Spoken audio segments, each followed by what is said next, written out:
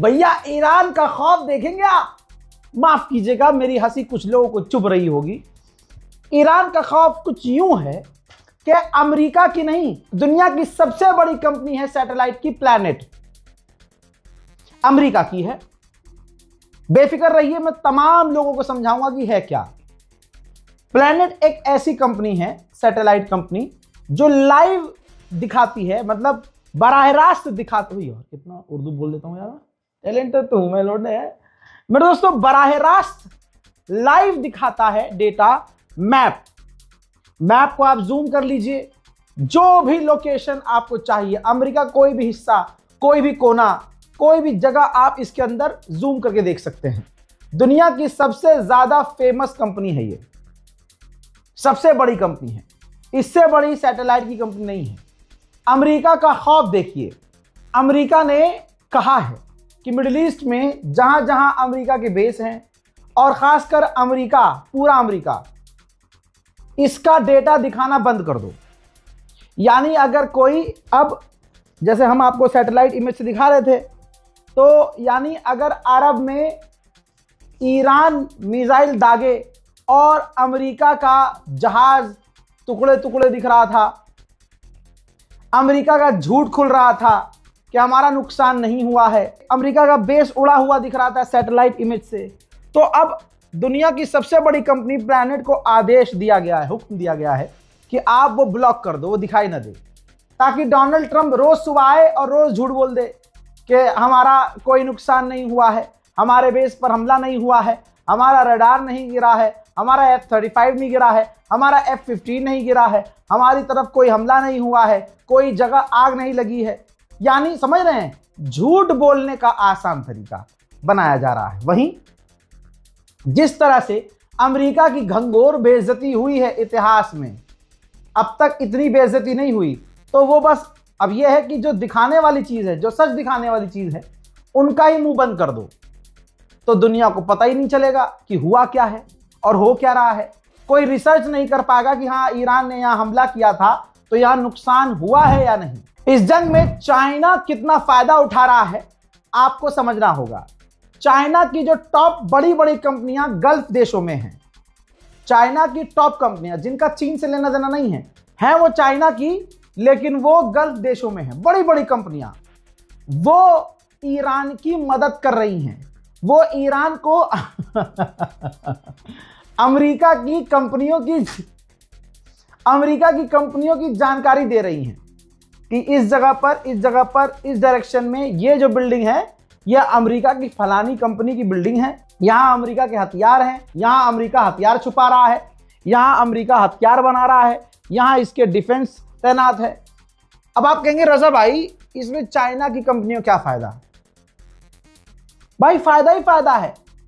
भाई चाइना की कंपनी को फायदा यह है कि ईरान जब अमेरिका की कंपनी को बमबारी करके या ड्रोन दागकर, मिसाइल दागकर उड़ाएगा, तो इनकी कंपनियां भाई बढ़िया, उनकी दुकान बंद हो गई, चाइना की कंपनी चलेगी जबरदस्त तरीके से, उसका पूरा प्रॉफिट ही प्रॉफिट है। तो चीन की चालाकी देखिए। सोचिए, जब से जंग चल रही है तब से अब तक 82,000 मर्तबा इजराइल में सायरन बज चुका है। यानी हर 1 घंटे में सायरन बज रहा है, हर 1 घंटे में यहूदियों के बीच भगदड़ मच रही है। अमेरिका का बहुत बड़ा अखबार है द न्यूयॉर्क टाइम्स, उसने लिखा है, आपकी स्क्रीन पर सोर्स और प्रूफ मौजूद है, वो भी दुश्मन देश का। भाई द न्यूयॉर्क टाइम्स ने कहा है कि डोनाल्ड ट्रंप पूरा कंट्रोल खो चुके हैं, ईरान की जंग में पूरा कंट्रोल खो चुके हैं, बिना अब हार माने, बिना अपनी हार को एक्सेप्ट किए अमेरिका अब पीछे भी नहीं हट सकता। यहां तक कि आपको एक और रिपोर्ट दिखा रहा हूं विद प्रूफ, विद सोर्स। ये देखिए, अमेरिका ने ईरान को कई बार प्रपोजल दिए, कई बार सीज फायर के लिए कहा। अमेरिका ने ईरान से रिक्वेस्ट की कि सीज फायर कर लेते हैं, 1-2 बार नहीं, बार बार, कई बार, लेकिन ईरान ने हर बार अमेरिका के सीज फायर की रिक्वेस्ट को ठुकरा दिया। यानी डोनाल्ड ट्रंप अब तक जो झूठ बोल रहा था कि ईरान भीख मांग रहा है, ईरान घुटनों पर आ गया है, असल में यह उल्टा था। गुलाबी सुअर घुटने पे था, गुलाबी सुअर भीख मांग रहा था, गुलाबी सुअर जंगबंदी की बात कर रहा था, गुलाबी सुअर कह रहा था कि सीज फायर कर दो। ईरान नहीं माना। उधर इजराइल के अंदर हालात बिगड़ गए हैं। भाई आवाम बेचारी, उनकी क्या खता है? आम तो आम होता है, जरूरी थोड़ी कि सारे यहूदी ऐसे ही हों जैसे नेतन्याहू है। आवाम परेशान है, कामकाज बंद है, जीडीपी गिर चुकी है, स्कूल कॉलेज बंद है, काम नहीं चल रहा है, लोग नौकरी पर नहीं जा पा रहे हैं, हर घंटे सायरन बज रहा है, लोगों की जिंदगी बंकर वाली हो चुकी है। अब आवाम थक गई है। अब जो इजराइल के लोग हैं सड़कों पर प्रोटेस्ट कर रहे हैं, देखिए, और ईरान से जंग बंदी की मांग कर रहे हैं कि ईरान से जंग खत्म करो, ईरान से लड़ाई खत्म करो, हम थक चुके हैं। ऐसे में इजराइल की पुलिस ने उन इजरायली प्रदर्शनकारियों के साथ वैसा ही व्यवहार किया जैसा वो फिलिस्तीनियों के साथ करते हैं। उन्हें गिरफ्तार किया, कईयों को मारा और पीटा।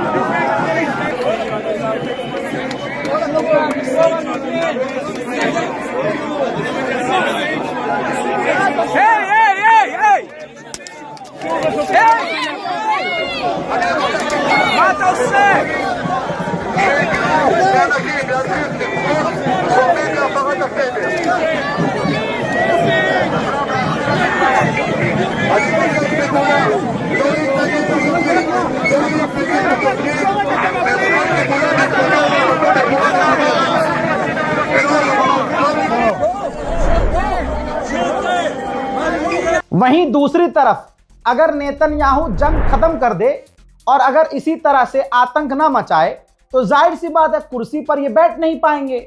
इनके खिलाफ इन्हीं के देश में खतरनाक केसेस चल रहे हैं और अगर आज ये जंग खत्म हो जाए, शांति आ जाए इलाके में, तो नेतन्याहू को कोर्ट में पेश होना पड़ेगा। अब नेतन्याहू सामने आए हैं और उन्होंने कहा कि हमने ईरान की स्टील कैपेसिटी, जो वो स्टील बनाता था, एल्यूमिनियम बनाता था, हमने उनकी 70% ताकत को खत्म कर दिया है। वो प्रोडक्शन नहीं कर पा रहे हैं, उनका काम बंद है।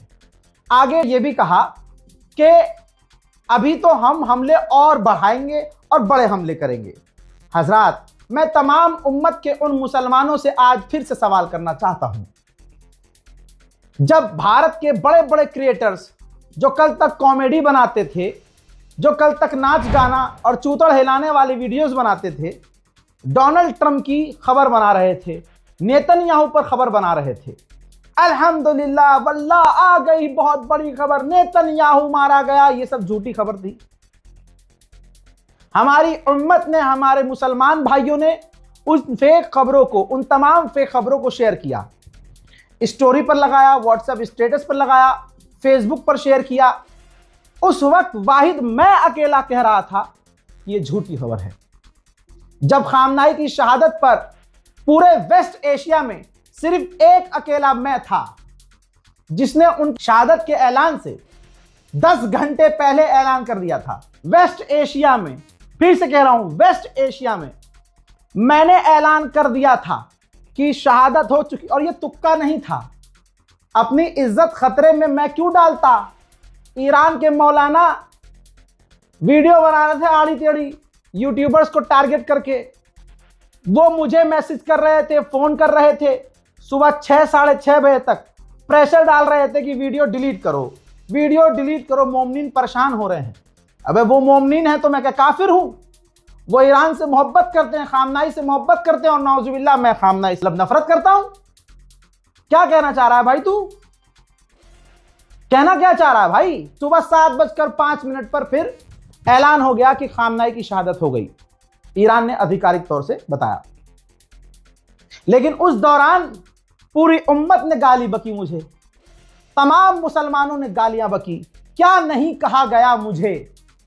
जो हसद करने वाले लोग थे, मुंह पर अस्सलाम वालेकुम वरहमतुल्लाह व बरकातहू करते थे, उनको ऐसा लगा कि आज ऊंट आ गया पहाड़ के नीचे, उन्होंने जहर उगलना शुरू किया। ईरान एम्बेसी में अपने सोर्स के जरिए, गुलामी के जरिए, चापलूसी के जरिए एक खास व्यक्ति है जो आपको पत्रकार नजर आएगा लेकिन पत्रकार नहीं है, चापलूसी करता है। भाई उसका YouTube चैनल का लोगो, आप सोचो मेरे साथ कितनी गद्दारी हुई है। उसका YouTube के चैनल का लोगो मैंने बनाया, उसके Facebook चैनल पर जो लोगो आज YouTube पे लोगो आज लगा हुआ है वो मेरे हाथों के द्वारा बनाया गया। आप ये समझिए कि कौम में हासिद कितने लोग हैं।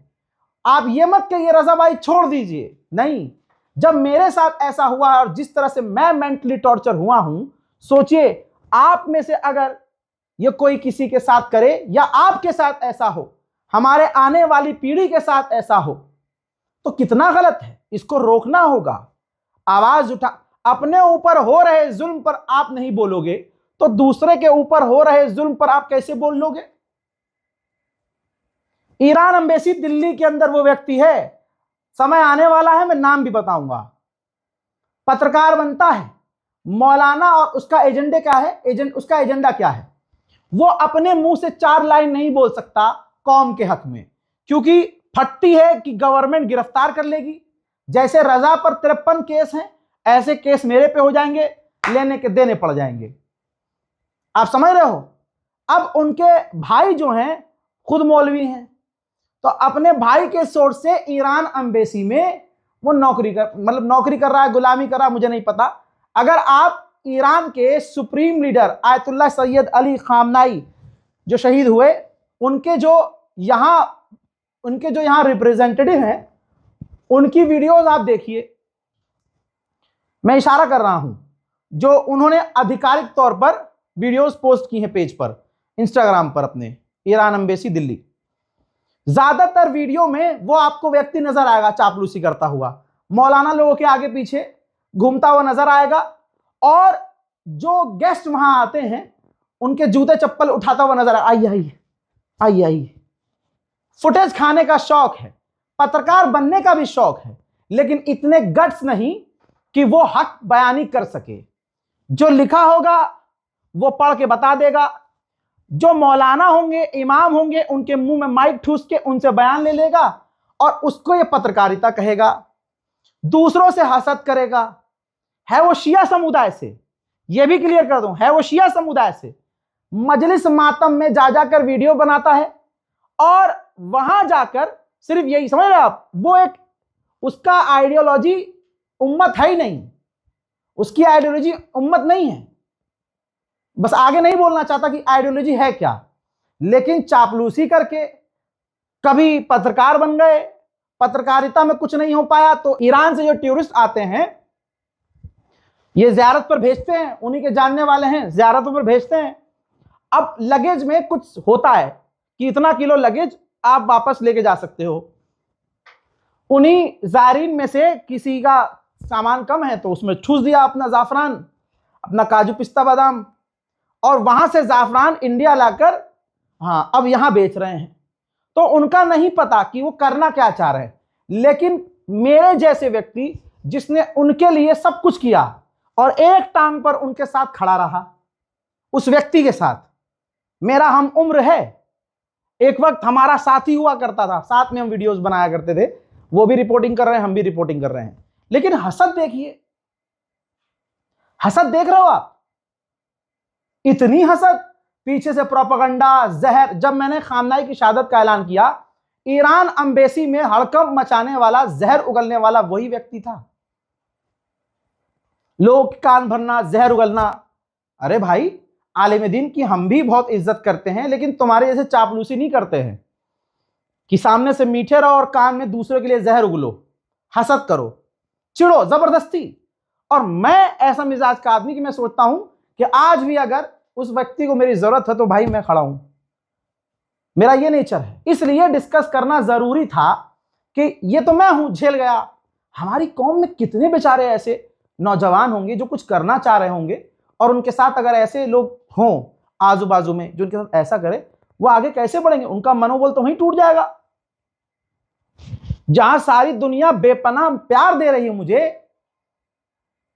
कह रही है कि हमारी कौम का कोई तो चैनल है, उम्मत का कोई तो चैनल है, और कोई तो ऐसा जिगर वाला है जो सरकार की आंखों में आंखें डालकर सवाल करता है,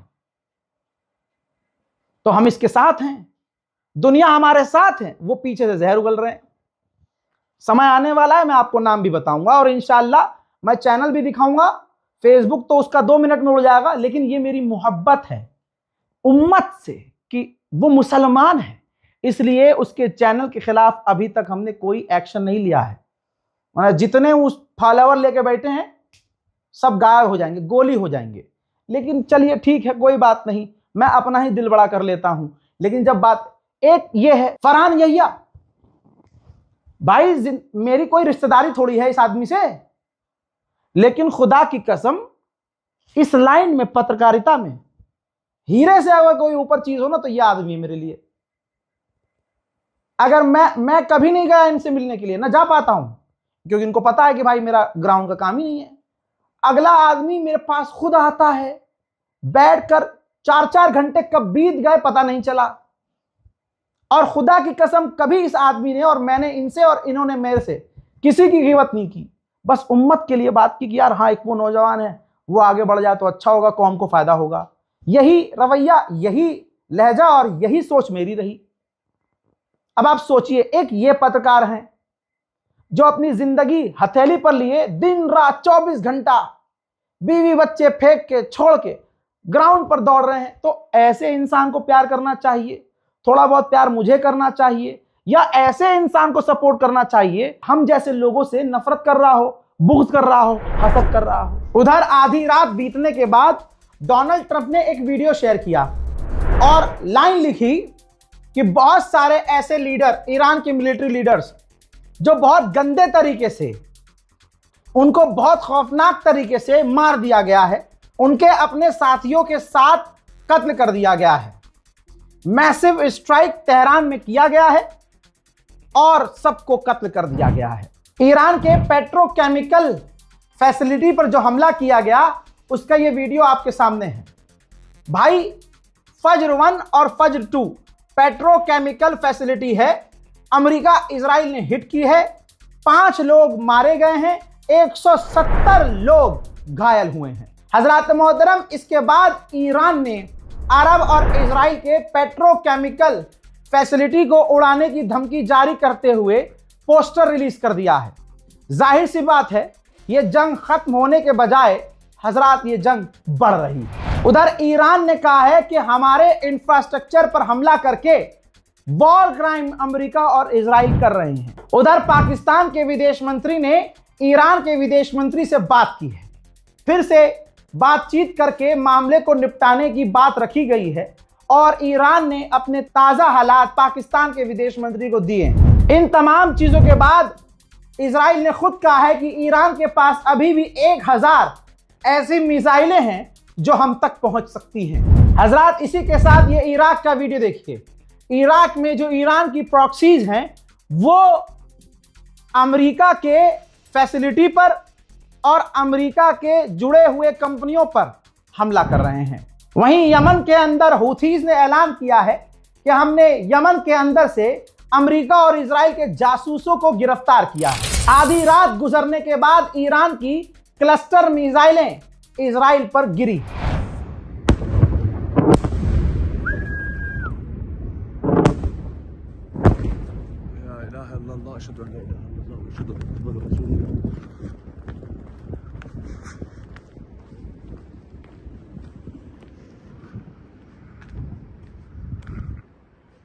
हजरात, लीजिए और बड़ी खबर।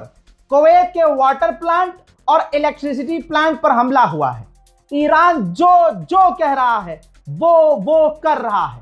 अमेरिका इस जंग को बढ़ा रहा है। मोहतरम हजरात, इस रिपोर्ट को शेयर कीजिएगा, अपनी राय कमेंट सेक्शन में जरूर लिखिएगा। शिया सुन्नी इस फितने से बचिएगा और एक दूसरे की गीबत या किसी की भी गीबत, अपने भाइयों की, अपने दीनी भाइयों की गीबत करने से बचिएगा, क्योंकि यह कुरान में है, यह हदीस में है। किसी की गीबत करना ऐसे है जैसे अपने सगे भाई जो मुर्दा हो गया है, जो मर गया है, उसके मुर्दा जिस्म को नोच कर खाना, उसका गोश्त खाना। अपने आलिम दीन से पूछ सकते हैं, वरना कुरान पाक में कहां किस आयत में लिखा है, चैट जीपीटी से पढ़ लीजिएगा। बल्कि आपकी आसानी के लिए लीजिए, पढ़ लीजिए आराम से। सूरह अल बकरा में आयत है, इसके अलावा सूरह अल बकरा में 2.217 पर जाइएगा, आपको वो आयत मिल जाएगी। 2 आयत तो सूरह अल बकरा में है, और सूरह अल अनफाल 8.25 पर आप जाएंगे, आपको मिल जाएगी यह आयत। और फितना, उत्पीड़न यानी अत्याचार कत्ल से भी बढ़कर है, समझ रहे हैं आप। और उस फितने से बचो जो सिर्फ जालिमों को ही नहीं बल्कि तुम सबको अपनी चपेट में ले लेगा, और जान लो कि अल्लाह सख्त सजा देने वाला है। कि फितना कत्ल से भी बड़ा गुनाह है। यह तो मैंने फितना बता दिया आपको, क्योंकि यह आयत इसलिए दिखाई है क्योंकि हर चीज में आज फितना हो रहा है। आपके साथ मुंह पर सलाम और पीछे से जहर उगलना फितना, और शिया सुन्नी करना यह फितना है। जब सारी कौम एक हो रही हो, तोड़ने का काम फितना है। इस रिपोर्ट को शेयर कीजिए, अपनी राय कमेंट में लिखिए, दुआओं में मुझे याद रखिए। वस्सलाम।